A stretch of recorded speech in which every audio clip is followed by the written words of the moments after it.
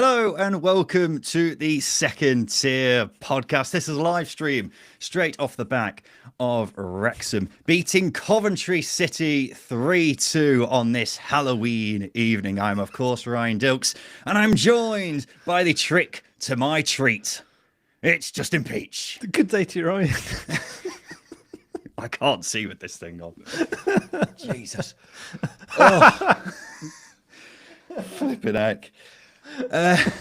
Hello, Justin. I tell you what a fantastic spooky game that was. That was an adventure and a half, wasn't it? First of all, we'll give a shout out to us appearing in Sky for the intro of this game, where it had a nice little compilation of people reacting to Mark Robbins being sacked, and then Frank Lampard coming in, and a quote from me, which was me saying, what a brain dead decision that was. So cheers, Sky, for that. And looks like I proved right anyway, Justin. Finally, we get the comeuppance we've been after this entire time. Just the one defeat this season, but it came off the back of that. You sort those whatever you're doing. My AirPods falling down my Spider-Man suit. Incredible stuff. But yeah, it was good. It was good to have our comments aired once more. There we go. I got it. But yeah, it was an incredible game of football, and just desserts for our opinions on Frank Lampard. Finally coming home to roost there. Maybe that's what's happening. I don't know about that, but we'll talk about that game at great lengths, because we've been dished up an absolute lovely game, haven't we, Justin? Yes. What a fantastic game this was this Friday night. And if you are joining us on this live stream tonight, then hello. Make sure you leave a comment below, and we'll try to read out as many as we can as we get involved in the conversation. Read out your comments. Let us know your thoughts on the game that has just unfolded before our very eyes, and anything that we talk about over the next 20 to 30 minutes. But we'll kick things off, Justin, with the first half. And it took a while to get going, I think it's fair to say. Coventry probably had the best chance with Liam Kitching heading wide from a corner in the 9th minute. And then Coventry started to grow into the game. But then Wrexham had a couple of chances, mainly from Lewis O'Brien, including one moment where he was clean through on goal and just refused to shoot for whatever reason. Yeah, the angle, especially for a left footer as well. It was a beautiful angle for him to just try and bend it in, or just have a shot. But he chose to take an extra touch and then pass it inside, and then it came to just about nothing. So yeah, very frustrating, I imagine, from a Wrexham fan if you're in that position, because my goodness, if I'm a footballer in that position, I am shooting. Yeah, I don't know why he didn't. He did end up having an actual chance a few minutes later when it was saved by the feet of Carl Rushworth. But what Lewis O'Brien was thinking in the lead up to that, I have no idea. Then Coventry went ahead in the 22nd minute. Efron Mason-Clark scoring a great volley, by the way, after a ball over the top by Tatsuhiro Sakamoto. My initial thoughts was, how on earth is that not offside? And then it turned out that he was miles onside because someone was keeping him on. A great finish and a great ball by Sakamoto. Yeah, lovely cross from Sakamoto. It was right on the money, and the finish was great. But Mason Clark was helped by Dan Scarr being 10 yards deeper than the rest of his defensive line. It was really poor defending. But look, it's annoying that almost Sakamoto's two moments in this game are going to go unnoticed, or at least forgotten, because that cross was brilliant and his goal was bloody gorgeous as well later on. But yeah, it was almost against the run of play, I would say, this goal as well. Wrexham were at the other end of the pitch, so fair play to Coventry for getting it to the other side very, very quickly. But that's what they do. They punish you. Yeah, absolutely. It came, as I say, just about a minute after that Lewis O'Brien chance where it's saved by Carl Rushworth's feet. Whether it was against the run of play, I don't know. Wrexham, I don't think any team was really on top at that stage in the game. The first half was pretty even, really, with Wrexham maybe having the better share of the chances, but Coventry probably having more of the ball. In the second half, Wrexham definitely came out fighting, didn't they? Almost literally with Kieffer Moore and Liam Kitching having a bit of a coming together about 10 minutes into the second half. But Wrexham were on top, and they were pushing and pushing and pushing, not exactly having chance after chance, but they were putting the pressure on, weren't they? And then they got the breakthrough with Kieffer Moore getting what I can only describe as a deserved equaliser after a low cross from Josh Windass. But a good finish from old Kiefs. Yeah, it was a weird one, wasn't it? Because he went with his right leg. I think the commentary team actually said it, because the way the ball's come across, he could have naturally you put your left foot out because you can stretch a little bit further with that, but it hits his. I mean, it's a good it's a good run, and obviously the ball just needs to hit you because it hits his shin, doesn't it? But fair play to Kieffer Moore for being very, very one-footed in that. But of course, did prove not to be one-footed as the game wore Exactly. on. Maybe that's why he did it, Justin. Maybe that's why he went with his right foot, because he knew what was coming up. Because just a matter of minutes later, he got another goal, putting Wrexham ahead with a brilliant header after a brilliant cross from Josh Windass, getting his second assist for Kieffer Moore of the night. And then Kieffer Moore in the 83rd minute, wrapping up a perfect hat-trick. One with his left, one with his right, one with his head. And it was Josh Windass setting it up again. Incredible scenes. It really was. I didn't realise the minute of this goal. It felt like it was like the 75th minute and there was an extra 20 minutes left of the game. But I mean, how important was that goal? But the run from Kieffer Moore, frankly, the defending from Coventry for all three of the goals in the second half was just dreadful, and they'll probably speak more on that as the time comes tonight. But the run from Kieffer Moore was tremendous, but the pass from Windass was also brilliant. I think that's what Which goal's this? The third one, okay. the hat trick, because the way he spins off and his finish is great. And even Carl Rushworth's a goalkeeper in form from Coventry, isn't he? Goalkeeper in form, but Kieffer Moore buries a chance, which having not scored in the league since mid-September, man gets a perfect hat trick. Well played, sir. Yeah, against the best defence, or one of the best defences in the league. Who saw this coming? We'll talk more about Kieffer Moore in a sec, because he's obviously had an interesting few months in his own right. We've got a comment here from Dennis saying Wrexham were very good tonight with a deserved win. As a Sunderland fan, it is good to see Moore scoring after his assist in the playoff final. Yes, of course. Who could forget that? We'll talk more about that in a sec when we talk more about Kieffer Moore. If you are watching this live, ladies and gents, on the live stream on YouTube tonight, then make sure you leave a comment. We'll try to read out as many as we can over the forthcoming minutes. But going off what the back of Dennis was saying there, it was absolutely deserved for Wrexham, weren't they? They were well on top. Coventry got a goal back in the 88th minute with a brilliant goal from Tatsuhiro Sakamoto, a lovely strike from outside the box. But you would have to say that Wrexham were well worth the 3 points tonight, weren't they? Which, I mean, you predicted a Wrexham win in the preview show, Justin. I wasn't so sure. I did say Coventry had perhaps been showing signs of fading. I wasn't expecting Wrexham to get the result, considering they've not been in great shakes themselves. But in terms of the balance of play in this, they definitely deserve 3 points. Yeah, I did say Wrexham will win, but I also said they'd shithouse it, and it was anything but a shithousing. It's worth pointing that out. But you are right. Wrexham fully deserved the win. They fully deserved the 3 points. I think Coventry getting a goal back probably doesn't do the Wrexham performance, especially in the second half, justice. That being said, if Wrexham were a little bit more clinical in the first half, it could have been 2 or 3-1 going into the half time, into the interval. So it was an interesting game in that sense because they became clinical, and that was the big swing. And what we saw from Coventry is we know they're ruthless, but they were anything but tonight. They weren't ruthless going forward. Haji Wright and Brandon Thomas Asante were oblivious for the time they were on the pitch. And defensively, as I mentioned, they were shocking, absolutely shocking. How can you lose Kieffer Moore? Man's huge. He's bloody huge, right? So to lose him twice, you can sort of forgive it for the first one because he's coming in the box, but the header and his left foot finish that's criminal defending. So Wrexham fully deserving of 3 points, taking advantage of some really, really bad defending from Coventry. Yeah, world's worst hide-and-seek player, isn't he, Kieffer Moore? But they still managed to lose him.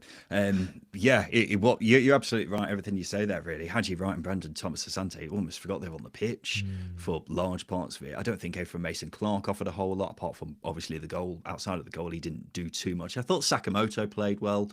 He was probably Coventry's best threat, but overall, they just didn't have the same dynamism that they have had on so many occasions this season. And I know they got the 2 goals, so it doesn't sound like it was that bad, but I didn't really see the Coventry which I've seen on so many occasions this season. Defensively, they were a bit all over the place at times. But we'll talk more about them in a sec, because if you are joining us on today's YouTube live stream, then now is the perfect time to sign up for the second tier.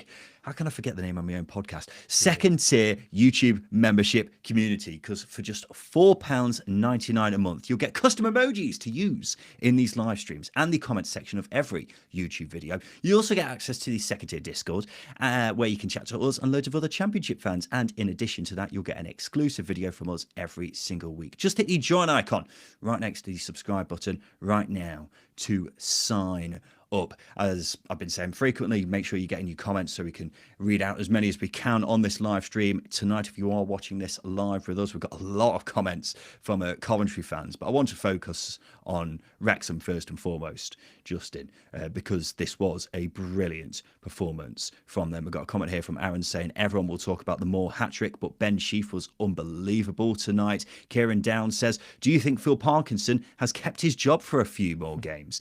You had Isaac Griffiths as well, who says, how much credit does this game give Parkinson after the pressure mounting on him after the last few weeks? And that's a really important thing to mention, isn't it? We were talking in yesterday's, earlier today's preview show about Wrexham and how there has been a bit of pressure on Wrexham recently after what was a disappointing result in the Carabao Cup in midweek, losing to their Welsh rivals Cardiff.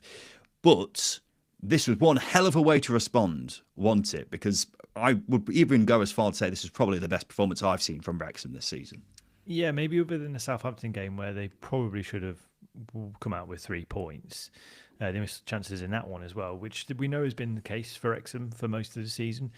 But with Phil Parkinson, I think you do have to give him credit for this, because this was a good performance. They took advantage of Coventry, and I think Wrexham have been one of the very few teams this season who have gone at Coventry. They've pressed them very, very high. So as I was alluding to in the preview show, I was expecting a team playing on the edge of their own 6-yard box. We didn't get that. We got a team who got into the faces of Coventry and made it really difficult for them. That's why Ben Sheaf, as Aaron said, was so pivotal in this game. Got a yellow card in the 43rd minute, by the way, and again was tremendous dancing that line.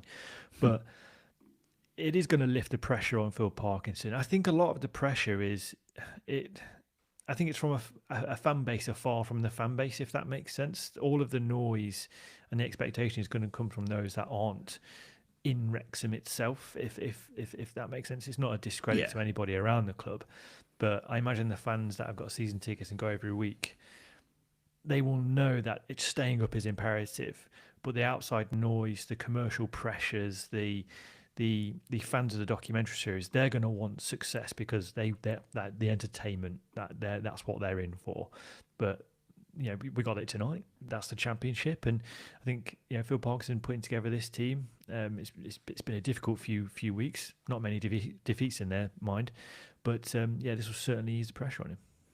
Yeah, the pressure's a funny one, isn't it? Because Wrexham's a very unique case with what Parkinson's done for the club, and the only reason why there would be pressure on him if he was at any other club, the only reason why he's on pressure on him here is because it's Wrexham and we expect them to be challenging for the Premier League at some point. If he was at any other club, there wouldn't be that pressure, quite frankly, would there?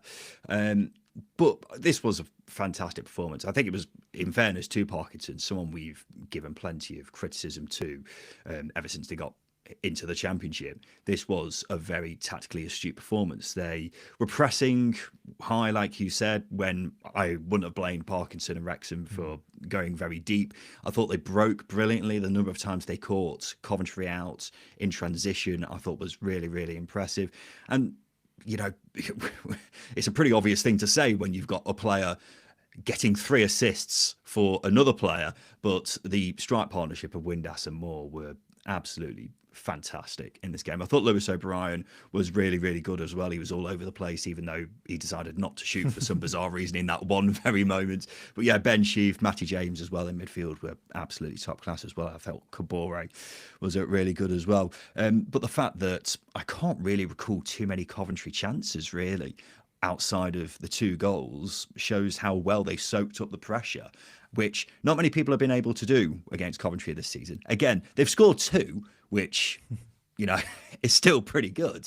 But those 2 goals were really the only real sights of goal that I can really remember, Justin, I think. It wasn't a game. Again, I think with Coventry, the last few games, Watford last weekend, they were very efficient and clinical. Then you go to the Blackburn game. Portsmouth, they probably should have come out a little bit more comfortable than that 2-1 win. Then you go to the Blackburn game, and again, it could have been very different because they weren't quite at the races, but they scored 2, they win. And that's what they've done, and that's maybe masked over some of the weaknesses that have been creeping into the team. But it is worth pointing out they are suffering with a few injuries. I think Bobby Thomas. I mean, we saw the defending from Coventry. If Bobby Thomas is in there, they probably don't concede their back post as they did. Likewise, you lose a lot of that attacking drive without Milan Van Eerwijk in the side as well. So you do have to bring that into it. But at the same time, you do have to recognise that. I'm not suggesting this is a downturn in form for Coventry. But I think teams have been exploiting a couple of weaknesses. Defending well in the middle of the park has been a key thing. Forcing Coventry out wide has certainly been interesting, and Wrexham did that really well. But I think when you do that, they maybe lack ideas and lack a bit of that to drive a momentum. But it's hard to really criticise Coventry, as I say, because they do have a lot of injuries. I think maybe 1 or 2 too many in this game. I don't know. We'll talk more about Coventry in a sec. I don't want to gloss over how brilliant a performance this was for Wrexham, and of course for Kieffer Moore, who's possibly on the redemption trail, Justin, because as you mentioned, it's his first goal since September, did you say? Yeah. And of course, he is coming off the back of a difficult season at Sheffield United, which culminated in him providing the assist for Tommy Watson, which was ultimately the winning goal in the playoff final against Sunderland at Sheffield United. But at Wrexham, he is the main man, isn't he? And when you make Kieffer Moore the main man of a side and kind of the focal point for things to go around, then it makes such a difference in terms of how effective he is, and in terms of how a team plays as well. And well, in the last couple of months, maybe he's not been as effective as Wrexham would have liked him to be. This was a brilliant example of what Kieffer Moore can offer to a side, wasn't it? Well, it's his ability in the box, but also his ability outside the box, which I know Sunderland fans will point out. It is impressive, as he got that assist in the playoff final. But despite not scoring, he has picked up a couple of assists. He got the assist for the winner against Oxford in October, but it's not been as productive. But that's also correlated with Wrexham not creating as many chances. They had that period of where they tied up, drew a lot of games. So there is a bit of that, but with Kieffer Moore, he's ageless. That's one thing you've got to point out. He still plays like he's 25, 26. That being said, does a target man need pace? No, but then again, he broke lines in this game, so he's got that. But I don't think he's that slow anyway, to be honest. Considering how tall he is, I think it's just a bit of a lazy stereotype at times to think Kieffer Moore's this big lumbering tree up front. Do you know what I mean? Well, I like a big lumbering tree up front, you know me. And Kieffer Moore ticks that box, but if you think he's got to turn a pace, right, he's got to turn a pace. But we know what he's capable of. We know that. He scored 20-odd goals for Cardiff, and a poor Cardiff team, worth bearing in mind. You are right, if you do make him the main man, he's going to score goals. Just put balls into him. Issa Kabore was getting a lot of crosses. Not always executed well, but he put a game plan in place to get the ball into Kieffer Moore. Man's going to score goals. Yeah, and Josh Windass definitely got that memo, didn't he? Because he was on fire tonight as well, putting 3 on the plate for big Kieffer up front. And it's always nice to see that big, handsome giant having a nice time with a smile on his face. But let's talk about Coventry, because I think them losing for the first time this season is obviously the big story here. Of course, won 6 in a row heading into this. They were on fire. But perhaps they were showing signs of them starting to drop off in recent games, as we were just mentioning a second ago. We've got loads of comments here from Coventry fans. Patreon member Sky Blue Cal, he put a message into the Discord earlier asking how to delete the Discord. Fellow Martin Patronson Trevor said, is Sky Blue Cal just Blue Cow now? Cal also said we need Milan van Eckwijk back, we need Bobby Thomas back, we need Jack Rodoni back, which goes off the back of what you were saying just about Coventry and a few injuries heading into this. Randy on the Discord, he's a Wrexham fan, says can't even argue this one was a smash and grab either. They outplayed Coventry today, that being Wrexham, of course. Lionheart on YouTube, he says, certainly a nightmare for Coventry on Halloween. Yes, absolutely right. Sir Tubbs says, I appreciate that Wrexham play well, but as a Coventry fan, thinking about next year's episode of Welcome to Wrexham, plus listening to your podcast every week, this is one I really did not want to lose. But they did, Justin. The first loss this season for Coventry, coming 13 games into the season. As I say, we're on a 6-game winning run heading into this. But as you were alluding to just a second ago, were perhaps signs of Coventry starting to fade a little bit. And we've now got our first taste of Coventry losing this season. So I suppose the question is now, because I think we've covered Coventry a fair bit in this episode, and what we thought of the performance itself, is this perhaps a sign of things to come? Could we see Coventry now start to fade even more so, with the results obviously being so brilliant this season?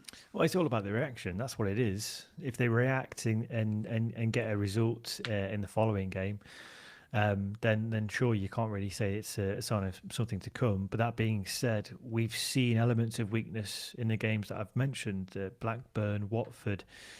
Carl Rushworth has had to earn his wages in those games, and it did so here as well. As you said, he made a couple of important saves in the first half and some interventions as well. But I think it's unfair to suggest that it's a sign of things to come. But I'd be wrong if I said our teams will look at this result or this performance from Wrexham and go, well, maybe there is a way to play against Coventry. Maybe there isn't. Maybe there isn't this fear factor surrounding them, because they have been a devastating side. But as we saw with Haji Wright and Brandon Thomas-Asante, they were absent. They were barely impactful. If anything, they were really, really poor. But that's not always their fault. It's the balls getting into them. That's another thing. I think Victor Torp not starting, I know he's coming back from a calf strain, that's going to impact things. Get Jack Rodoni back in this side, and it's a completely different outfit as well. So there are problems there, but I think it's more so with personnel being available and maybe needing, or maybe having one too many out. I don't know, to be honest. I think this is one of those performances where we'll probably have a better idea of what the issues were as time goes on, because we've already stated everything that we thought was wrong with Coventry in this performance. The attackers who have been so pivotal to them in recent weeks not really impacting the game as much, defensively being a bit passive at times, which we haven't really seen from Coventry too much on the whole this season, maybe been creeping into their game a bit in recent weeks. I just think, Coventry have maybe to a certain extent been riding their luck in recent weeks with, not necessarily being as on top as this 6-game winning run has suggested. We've already mentioned the Blackburn game and the Watford game from the past couple of weeks, where they weren't at the races but still got the result on the board. But maybe it's time for a dip. And what we've been saying is how Coventry, whether Coventry are going to go up this season, it all depends on how they respond to that inevitable dip, which was always going to happen at some point, because it happens to even the best teams in the Championship.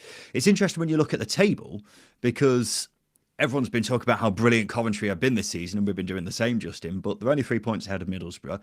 If Middlesbrough win this weekend, they go level on points with Coventry. If Millwall win this weekend, they're only 2 points behind Coventry as well. So it's not like they're absolutely storming away with things. And we were talking about, we were talking amongst ourselves, weren't we, about the bookies' odds, because Coventry are like 1 to 5 now to get promoted, which seems astonishingly short, but is a reflection of how well they've started this season. But if they were to have a few bad results in the next few weeks, I know we've got an international break coming up as well, then maybe Coventry may be starting to think, oh God, what's happened here? We were absolutely flying a second ago, but now we're not the best team in the world, like everyone was saying just a few weeks ago. But it's easy to get carried away when you're on firstly a 6-game winning run and you've started the first 12 games of a season unbeaten. But the nature of the Championship is, at some point, something's going to bite you in the backside. And with Coventry, that was Wrexham. But there've been a couple of nibbles from Watford, been a couple of nibbles from Blackburn. But they've managed to brush it off. But they weren't able to brush this off because they came up against a side who were desperate for a win themselves. And they had 2 very good players in that final third who were on top of their game against players in Coventry's defensive third who were really, really poor. And they took advantage of it. But like I said, we'll know more in a couple of games' time where this Coventry team is at. But my feeling is you put Bobby Thomas back in that team, they don't concede the third goal, they don't concede the second goal, and again you change the course of the game in that sense. The worry is if Haji Wright and Brandon Thomas Asante go on this run of form where they're a bit flat, where does that leave Coventry then? That being said, Jack Redoni's training again, and again that changes the function of that final third for Cov. So there are too many unknowns with Coventry because they haven't lost yet. So that's it. We've not seen them play as poorly as this, or at least as many individuals play as poorly as this. So they need a reaction. That's where we'll know a little bit more about this time. How big are their cojones, Ryan? That's it. Well, how big are they? That's the big question, isn't it? Shabby McNally has put a comment in the YouTube comment section saying it's just a small blip for Coventry. Maybe it is. We'll find out, won't we, as time goes on. But this was undoubtedly probably Coventry's worst performance of the season. I think that's fair to say, because defensively they look shaky, and attack-wise they were nowhere near as good as we've seen on so many occasions this season.